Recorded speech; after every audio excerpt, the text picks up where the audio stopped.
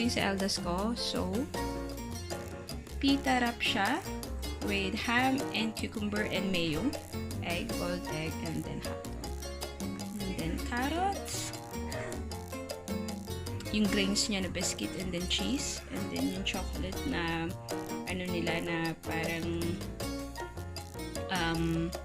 cake. Hindi naman cake, pero pang dessert nila yon. Then strawberry. Ito naman yung sa second ko. Rice, egg, and hot dog. So, may ano din siya. Biscuit, carrots, cucumber. And so, ito may cucumber and ham din siya in mayo.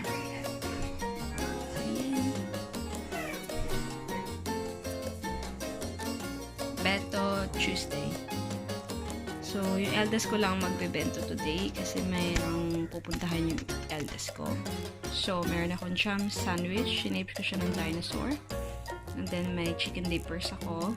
Breadstick and cheese. Banana and blueberries. So, yan yung bento niya for Tuesday.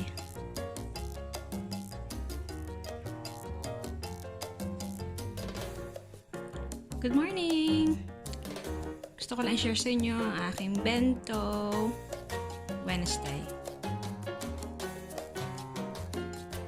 Bento Wednesday ko for my boys.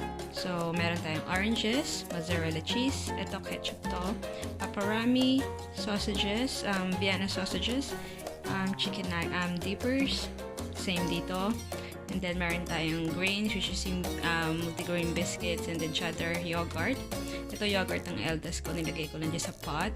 And then, ito pasta to na may red pesto. Tapos, itong sa middle ko, gusto niya ham. So, yan, siya nung mimix na lang niya yung pasta may red pesto sauce na yun. May ham lang sa ibabaw. And then, yung isa is red pesto din na pasta. Tapos, nasa ibabaw is kind of salami and paparami at ano pang mga salami. So, yan.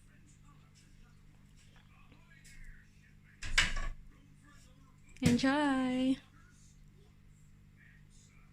My bento Thursday for my boys.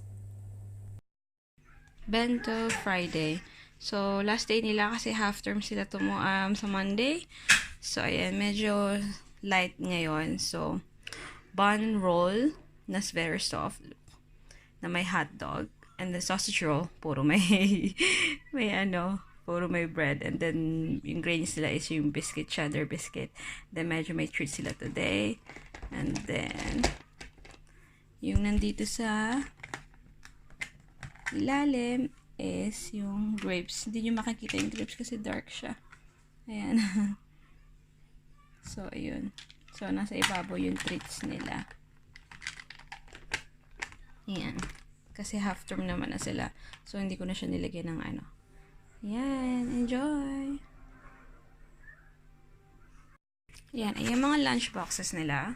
So, ayan. Nagkasya, diba? So, galing siya sa Smiggle.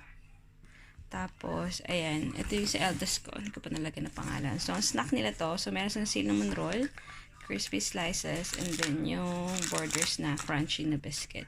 Tapos, the same din dito. Meron lang siyang fruit bakes.